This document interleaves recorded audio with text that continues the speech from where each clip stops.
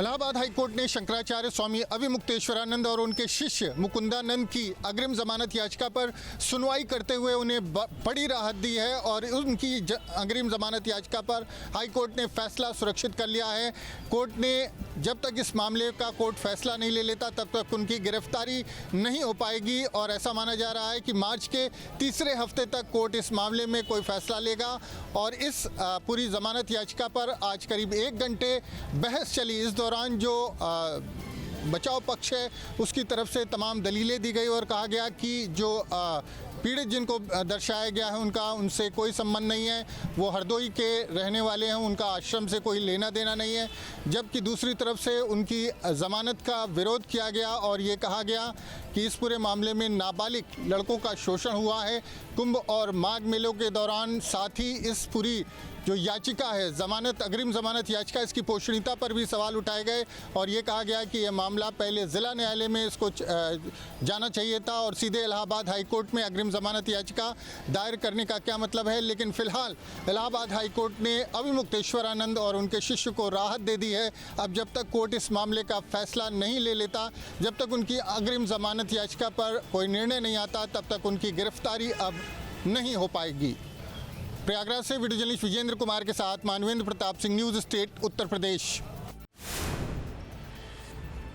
शराब घोटाले मामले में अरविंद केजरीवाल और मनीष सिसोदिया को जो बरी कर दिया। सर क्या तो ये देखिए अरविंद केजरीवाल और मनीष सिसोदिया साथ में यहाँ से निकल रहे हैं और बताया जा रहा है कि तमाम और जो आरोपी थे इस मामले में सबको जो है बरी किया गया है। इस मामले को लेकर के जिस तरह से सियासत हुई पूरे 2.5 साल 3 साल तक, जो जिस तरह से मामला ये बढ़ा, उसको लेकर के आज फाइनल जो है आरोप तय होने थे।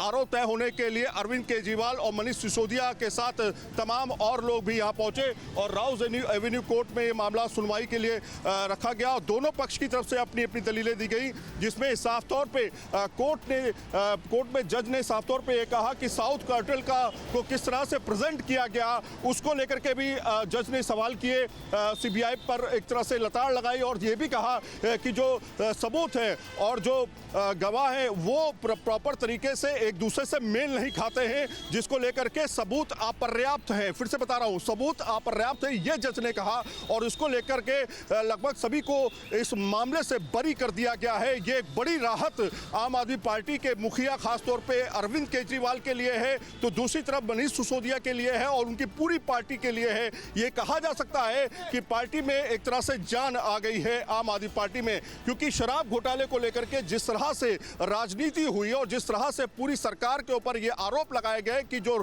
शराब नीति मामला था उसको किस तरह से बदला गया, किस तरह से ठेकेदारों को पैसे दिए गए, उनका पूरा काला चिट्ठा जो था वो सामने पेश करने की कोशिश की गई, तो वहीं पीएमएलए के तहत जो है आरोप भी दर्ज किए गए। लेकिन अब यह मामला जो है राउज एवेन्यू कोर्ट में साफ तौर पे खारिज कर दिया गया है। अब देखना यह होगा इस मामले को लेकर के हाई कोर्ट और सुप्रीम कोर्ट सीबीआई जाती है और आगे क्या होता है। जर्नलिस्ट विकास झा के साथ सैयद आमिर हुसैन। बरसाना का एक वीडियो सोशल मीडिया पर वायरल हो रहा है और ये वीडियो वकील तिराहे का है और लठमार होली के दिन का बताया जा रहा है। भीड़ बरसाने में अत्यधिक थी। एक बैरियर पर पुलिसकर्मी होल्डिंग एरिया में भीड़ को रोकने के लिए बल्लियां लगाए हुए थे और जैसे ही पुलिसकर्मियों ने उस बैरियर को ऊपर किया तो भीड़ एक साथ बेकाबू हो गई और आगे चल रहे लोग पीछे की भीड़ में दब गए। लेकिन वहां मौजूद पुलिस कर्मियों ने तत्परता दिखाई और भीड़ को रोकते हुए भीड़ में दबे हुए लोगों को सकुशल बाहर निकाला। सीसीटीवी कंट्रोल रूम बनाया गया था। एसएसपी श्लोक कुमार भी पूरे मामले को कंट्रोल रूम में बैठकर देख रहे थे। अब तत्परता दिखाने वाले पुलिस कर्मियों को एसएसपी श्लोक कुमार की तरफ से 25,000 रुपए का इनाम दिया गया है। साथ ही एसपी ग्रामीण सुरेश चंद्र रावत ने भी पुलिस कर्मियों को माल्यार्पण कर उनका का उत्साहवर्धन किया है। अब इस वीडियो को सोशल मीडिया पर वायरल किया जा रहा है और लोग भी पुलिस कर्मियों की तारीफ कर रहे हैं। अगर पुलिस कर्मियों ने तत्परता नहीं दिखाई होती तो एक बड़ा हादसा हो सकता था, लेकिन पुलिस कर्मियों की तत्परता के चलते एक बड़ा हादसा होने से बचा और लठमार होली का आयोजन सकुशल बरसाना में संपन्न हुआ। धाराजी सारस्वत, न्यूज स्टेट, बरसाना। कानपुर में पुलिस मारपीट और लूट की घटना के खुलासे में लगी हुई थी, लेकिन इसका खुलासा करते करते पुलिस के हाथ बड़े हवाला कारोबार का रैकेट चढ़ गया। दरअसल पुलिस चकेरी थाना क्षेत्र में 8 लाख रुपए की लूट के मामले में जांच पड़ताल कर रही थी, लेकिन पुलिस की जांच पड़ताल बढ़ते बढ़ते इतनी आगे बढ़ गई कि इसमें सैकड़ों करोड़ रुपए के हवाला कारोबार का मामला अब निकल करके सामने आ रहा है। दरअसल चकेरी थाना क्षेत्र में एक व्यापारी के साथ मारपीट की गई थी और उसका बैग लेकर के कुछ लोग फरार हो गए थे। शुरुआती दौर में उसने इस घटना को लूट बताया, लेकिन बाद में वह लूट से इनकार करता रहा। दरअसल ये पैसा उसका अपना नहीं बल्कि महफूज नाम के एक शख्स ने उसे ये रुपया दिया था और ये रुपया हवाला कारोबार से जुड़ा हुआ था। यही वजह है कि व्यापारी मामले में एफआईआर दर्ज कराने से कतरा रहा था, लेकिन पुलिस मामले में लगातार जांच पड़ताल कर रही थी और बाद में जब उसने व्यापारी के ऊपर दबाव बनाया तब पुलिस को पता चला कि वह एफआईआर इस वजह से नहीं दर्ज करा रहा है कि जो लूटा गया रुपया है वह उसका नहीं बल्कि महफूज नाम के शख्स का है और ये रुपया 2 नंबर का है। पुलिस ने जांच पड़ताल की तो पता चला कि महफूज ने पिछले 3 सालों में 1600 करोड़ रुपए से अधिक का ट्रांजैक्शन किया है और उसने करोड़ों रुपए बैंक खातों से निकाल करके लोगों को दिए और तमाम दूसरे अकाउंट्स में जमा कराया, रुपया इधर से उधर किया गया। पुलिस इस मामले में लगातार जांच पड़ताल कर कड़ियों को जोड़ने का काम कर रही है। महफूज और उसके परिवारजनों के नाम पर कई बैंक अकाउंट मिले हैं जिनसे करोड़ों का ट्रांजैक्शन उन कंपनियों को किया गया है जिनकी वैल्यू वाकई में बहुत कम है। वीडियो जनता से खान श्याम तिवारी, न्यूज स्टेट कानपुर। कानपुर के ग्रीन पार्क स्टेडियम को इसका पुराना गौरव वापस दिलाने के लिए तेजी से काम किया जा रहा है। उत्तर प्रदेश सरकार ग्रीन पार्क की पहचान इसे वापस दिलाने के लिए लगातार काम कर रही है और इसी सिलसिले में करोड़ों से इस स्टेडियम का कायाकल्प किया जाना, जिसकी पहले चरण की 45 करोड़ की किस्त भी जारी कर दी गई है। आपको बता दें कि इस दौरान स्टेडियम में तमाम नई दर्शक दीर्घाएं बनेंगी, साथ ही साथ यहाँ का ड्रेनेज सिस्टम दुरुस्त किया जाएगा। लेकिन सबसे बड़ी बात जो निकल करके सामने आई है वो ये है कि यहाँ पर मौजूद पिच की डायरेक्शन भी चेंज की जाएगी। अभी तक यहाँ पर जो पिच बनी हुई है उस पर गेंदबाजी और बल्लेबाजी पश्चिम और पूरब दिशा में होती, यानी पूरब और पश्चिम दिशा में ये पिच बनाई गई थी और इसी पिच पर तमाम रिकॉर्ड्स बने, तमाम रिकॉर्ड्स टूटे, कई मैचों का आयोजन हुआ। इसी पिच पर टेस्ट मैच से लेकर के आईपीएल तक के मुकाबले खेले गए। लेकिन अब इस पिच पर सबसे बड़ा बदलाव ये होने जा रहा है कि यह पूरब पश्चिम की दिशा की बगैर अब उत्तर दक्षिण दिशा में होगी। इसका कारण ये है कि माना यह जाता है कि जिस तरीके से सूर्योदय होता है और उसके बाद सूर्यास्त होता है, ऐसे में जब गेंदबाजी करने वाला गेंदबाज बॉलिंग करता है और सामने सूरज पड़ता है तो बल्लेबाजी करने में दिक्कत आती है। यही वजह है कि देश और दुनिया की तमाम पिचों की डायरेक्शन उत्तर दक्षिण रखी जाती है, लेकिन कानपुर के ग्रीन पार्क स्टेडियम की इस पिच की डायरेक्शन पूरब और पश्चिम थी। यही वजह है अब इसमें बदलाव किया जाएगा। दूसरा बदलाव ये होगा कि अभी तक कानपुर के ग्रीन पार्क की जो पिच है वो काली मिट्टी से बनाई जाती थी, जिसमें उछाल थोड़ा कम होता था, लेकिन अब यहाँ पर पिच लाल मिट्टी से बनाई जाएगी। यानी कि एक तरफ ग्रीन पार्क का कायाकल्प यहाँ की बिल्डिंग्स की वजह से होगा, दर्शक क्षमता बढ़ाई जाएगी, वहीं दूसरी तरफ यहाँ के पिच का मिजाज भी बदला जाएगा, जिससे यहाँ पर बड़े पैमाने पर अंतर्राष्ट्रीय मैचों का आयोजन किया जा सके। वीडियो तासिफ खान के साथ श्याम तिवारी, न्यूज स्टेट कानपुर। नोएडा की सड़कों पर घूमने वाले आवारा जानवरों की वजह से आम लोगों को खासी परेशानी लगातार हो रही है। ताज़ा मामला सेक्टर 2 का है, जहां पर आवारा सांड के द्वारा एक 44 वर्षीय व्यक्ति को टक्कर मार दी और उस टक्कर से व्यक्ति की मौत हो गई। सेक्टर 2 के इलाके में मैं मौजूद हूं। मेरे पीछे आप देखेंगे तमाम जो आवारा जानवर हैं सड़कों पर बैठे हुए, चलते हुए, घूमते हुए आपको दिखाई देंगे, जबकि ऐसे जानवरों को गौशाला में रखने के लिए सरकार के दिशा निर्देश हैं। नोएडा प्राधिकरण को ये कदम उठा लेना चाहिए था। कई बार लिखित शिकायत भी लोगों की तरफ से दी गई है कि आवारा जानवरों की वजह से सड़कों पर चलने वाले लोगों को खासी परेशानी होती है। और आप देख भी सकते हैं जो गाड़ियां हैं इनकी रफ्तार काफ़ी कम है, सड़क पर इसी तरीके से बैठे रहते हैं और यहाँ से कुछ ही दूरी पर नोएडा प्राधिकरण का ऑफिस भी है। बावजूद उसके किसी तरीके के उचित कदम नहीं उठाए जाते हैं। फिलहाल 2 दिन के अंदर एक व्यक्ति की सांड के टक्कर से मौत हो चुकी है और दूसरा व्यक्ति गंभीर रूप से घायल है। ग्राफिक्स डिजाइनर सेक्टर 3 में अपने ऑफिस के बाहर खड़ा हुआ था और एक आवारा सांड ने उसे जोरदार टक्कर मारी। पूरी घटना सीसीटीवी कैमरे में कैद हुई है। तमाम मामले लगातार सामने आते हैं। प्राधिकरण के अधिकारियों की तरफ से उचित कदम उठाने के आदेश तो दिए जाते हैं, लेकिन ज़मीनी हकीकत ये है कि सड़कों पर इसी तरीके से जो आवारा जानवर हैं वो दौड़ते हुए, चलते हुए या बैठे हुए लगातार नजर आते हैं। फिलहाल इस व्यक्ति की मौत के बाद किस तरीके का एक्शन प्राधिकरण के अधिकारी लेते हैं ये फिलहाल देखना होगा। वीडियो जर्नलिस्ट यश शर्मा के साथ अमित चौधरी, न्यूज़ स्टेट नोएडा। काशी में रंग भरी एकादशी से होली की शुरुआत होती है और आज ही के दिन काशी के महाशमशान हरिश्चंद्र घाट पर चिता भस्म की होली हो रही है। आप देख सकते हैं भस्म के साथ मशान की होली काशी में किस तरीके से हो रही है और दूर दूर से लोग जो है यहाँ पर पहुंचे हुए हैं इस होली में शामिल होने के लिए, इकट्ठा होने के लिए। भाई साहब कहाँ से आए हैं? हम लोग नदेसर कैसा लगता है मशान की होली? मसान को बहुत अच्छा लगता है हम लोग को। आज से होली की शुरुआत हो गई काशी? आज से एकादशी, आज के ही दिन से होली का चालू हो जाता है बनारस में। तो आप देखिए यूथ की संख्या सबसे ज्यादा अधिक है और दूर दूर से जो लोग हैं यहाँ पर होली खेलने के लिए पहुंचे हुए हैं। तो इस समय तस्वीरों में आप देख सकते हैं किस तरीके से चिता भस्म की होली के लिए लोगों का हुजूम जो है वो काशी में उमड़ा हुआ है।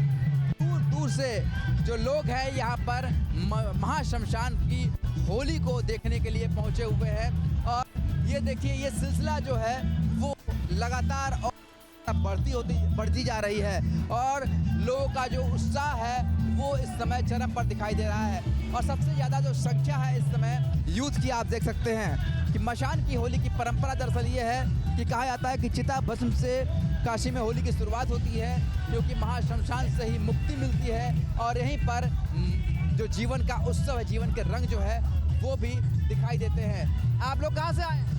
वेस्ट बंगाल, वर्धमान। कैसा लग रहा है बनारस में मशान की? बहुत अच्छा लग रहा है, first time experience is best, मस्त लग रहा है। आपने रंगों गुलालों की होली देखी होगी, ये कैसी होली है? रंग गुलाल की होली देखे होंगे, ये कैसी होली दिखाई दी? ये मतलब अलग ही है, बहुत अच्छा है। कैसा एक्सपीरियंस? बहुत अच्छा। तो देखिए जो यूथ है वो किस तरीके से होली के रंग में पूरी तरह से डूबा हुआ है और आज से जो शुरू हुआ ये होली का उत्सव है ये होली तक इसी तरीके से जारी रहने वाला है। तो पूरा बनारस इस समय होली के खुमारों में डूबा हुआ नजर आ रहा है। वीडियो जर्नलिस्ट शिवम मिश्रा के साथ सुशांत मुखर्जी, न्यूज़ स्टेट वाराणसी।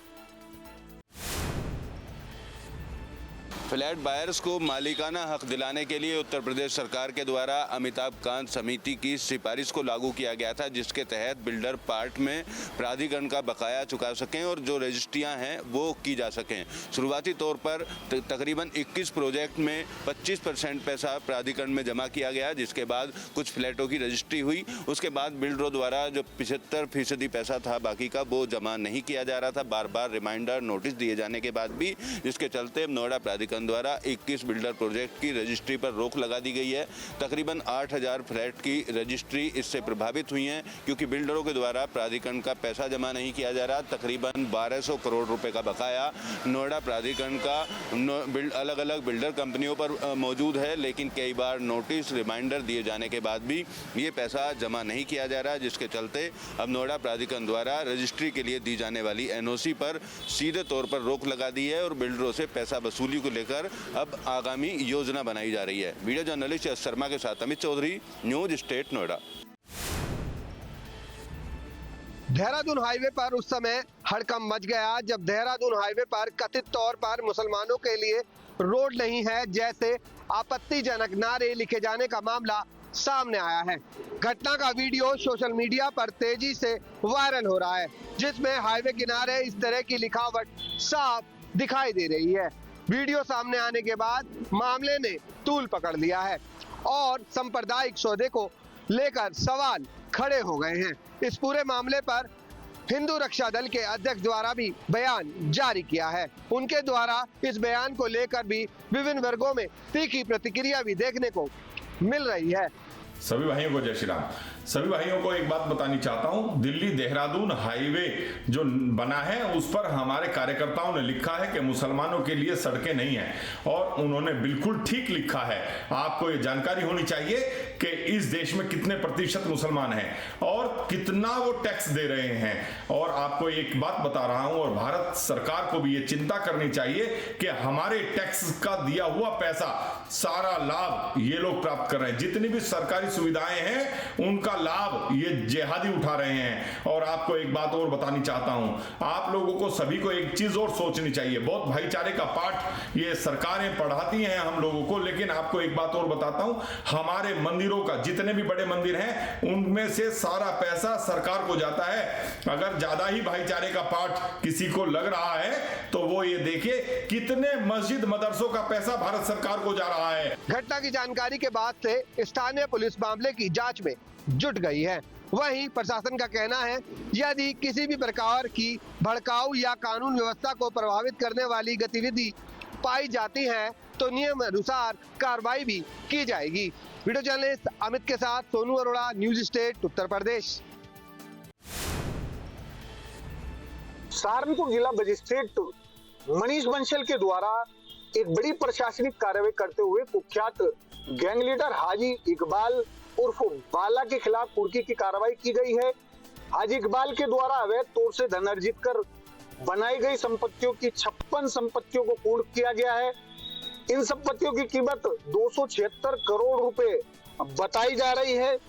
और ये जो प्रभावी कार्रवाई प्रशासन के द्वारा की गई है, यह कार्रवाई उत्तर प्रदेश गिरोहबंद समाज विरोधी क्रियाकलाप निवारण अधिनियम 1986 की धारा 14(1) के अंतर्गत की गई है। जांच में सामने आया था कि मोहम्मद इकबाल और बाला अपने गैंग और सदस्यों और सहयोगियों के साथ मिलकर संगठित अपराधों को करता था। उसके अंदर अवैध तरीके से लकड़ी की तस्करी या फिर अवैध खनन, धोखाधड़ी, डराने धमकाने और साथ ही साथ सरकारी भूमि पर कब्जों के मामले सामने आए थे। हाजी इकबाल और बाला पर सहारनपुर जनपद, अन्य जनपदों सहित अन्य प्रदेशों में भी 50 आपराधिक मामले चल रहे हैं। और जिला प्रशासन की तरफ से ये एक बड़ी प्रशासनिक कार्रवाई बताई गई है और माफियाओं के खिलाफ चेतावनी के रूप में देखा जा रहा है। सहारनपुर से न्यूज स्टेट के लिए मैं सोहेल गौर। संभल में रंग भरी एकादशी की धूम है, उसी बीच जुम्मे की नमाज भी अदा की जा रही है। यहाँ हमारी मौजूदगी शाही जामा मस्जिद पर है, जहाँ पर जो है आपको दिखाना चाहेंगे कि यहाँ पर जितने भी रोजेदार हैं वो नमाज अदा करके बाहर निकलते हुए नजर आ रहे हैं। जामा मस्जिद की सुरक्षा व्यवस्था की अगर बात करें तो तीनों रास्तों पर बैरिकेडिंग लगाकर RRF, PAC और पुलिस के जवान मुस्तैदी से अपनी पैनी नजर बनाए हुए हैं। लगातार जिस तरीके से यहाँ पर आपसी सौहार्द कायम करने की अपील की जा रही है, प्रशासन लगातार जो है अपनी पैनी नजर बनाए हुए है। चारों तरफ जो है CCTV कैमरों से भी यहाँ पर नजर रखी जा रही है। आपको बता दें कि बीते 24 नवंबर 2024 को यहाँ ASI सर्वे के दौरान जो हिंसा हुई थी, तभी से जो इलाका है वो संवेदनशील घोषित है।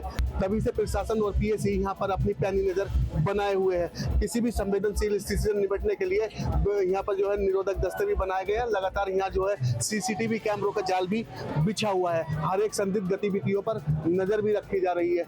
ऐसे में रंग भरी एकादशी और नमाज को लेकर प्रशासन ने पूरी तैयारियां कर ली हैं। अपने सहयोगी के साथ रूपक त्यागी, न्यूज स्टेट, संभल।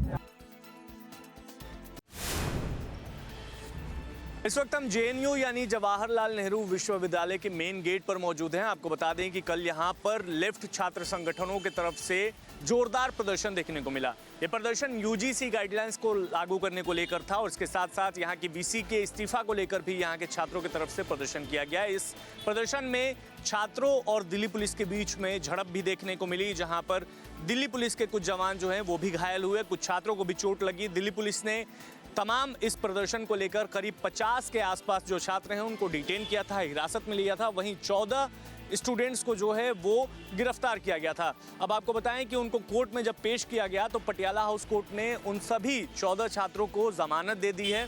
25,000 रुपये निजी मुचलके पर यह जमानत जो है वो मुहैया कराई गई है। आपको बता दें कि फिलहाल जेएनयू के मेन गेट की तस्वीर एक बार आपको दिखाते हैं। यहाँ पर एकदम स्थिति जो है वो आपको सामान्य नजर आएगी।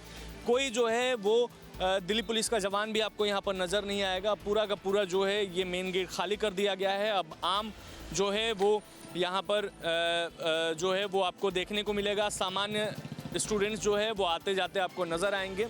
हालांकि सूत्रों की माने तो लेफ्ट छात्र संगठनों की तरफ से कल देशव्यापी आंदोलन जो है वो एक बार फिर देखने को मिल सकता है। तो फिलहाल जो है वो तस्वीरें आपको दिखा रहे हैं। सामान्य स्थिति बेहद सामान्य नज़र आ रही है। तमाम जो गिरफ्तार छात्र थे उनको जमानत दे दी गई है। वीडियो जर्नलिस्ट प्रेम शंकर के साथ विशाल पांडे। छत्तीसगढ़ विधानसभा का बजट सत्र चल रहा है और इस बजट सत्र में एक बड़ी तस्वीर ये देखने को मिल रही है कि जो नक्सली कभी जंगलों पर राज करते थे, जो नक्सली कभी दहशत फैलाते थे, उन नक्सलियों ने जब सरेंडर किया तो सरेंडर करने के बाद उनको मुख्यधारा से जुड़ने के साथ साथ विधानसभा की कार्रवाई देखने का मौका मिला है। बड़ी तादाद में छत्तीसगढ़ की विधानसभा में सरेंडर नक्सली पहुँचे हैं। अभी एक तस्वीर दिखाता हूँ कि एक सुरक्षा घेरे से वो गुजर रहे हैं। सुरक्षा घेरा ये है और यहाँ पर तमाम लोगों की जांच हो रही है। पूरी चेकिंग होने के बाद उनको आगे बढ़ाया जा रहा है। इनसे बात करने की कोशिश करें। आपका क्या नाम है? मेरा नाम बीज पुणे। कितने समय तक आप रहे नक्सल संगठन में? 15 साल सर। 15 साल बाद आपने कभी सोचा था कि कभी विधानसभा की कार्रवाई देखने को मिलेगी? जी सोचा सर। कौन सी घटनाओं में शामिल रहे आप? मैं तो ऐसा नहीं शामिल हुआ सर। हथियार उठाते थे आप जंगल में? जी। आपका क्या नाम है? मेरा नाम लक्कू होया। कितने सालों से रहे आप नक्सली संगठन में? 4 साल हो गए सर। जी। तो कैसे लगा आपको कि फिर मुख्यधारा से जुड़ना है? वही भी अच्छा लग रहा है सर। जी। देखिए ये वे तमाम लोग हैं जो कभी हथियार लेकर जंगलों में दिखते थे। अब धीरे धीरे जब ये मुख्यधारा से जुड़े तो मुख्यधारा से जुड़ने के बाद इनको वो मौका मिला है कि अब ये विधानसभा की कार्रवाई देखने के लिए पहुँचे हैं। कुछ कम उम्र के हैं और ज़्यादातर लोग जो हैं वो कम उम्र के हैं। आपका क्या नाम है? मनीष है। कितने साल के हो आप? 26। कितने साल से आप नक्सल संगठन में काम कर रहे थे? 3 साल से। 3 साल से। कम उम्र में कैसे जुड़ गए आप नक्सलियों से? मैं घर में देखे सर, पुलिस लोग आके मार रहे थे। जी जी।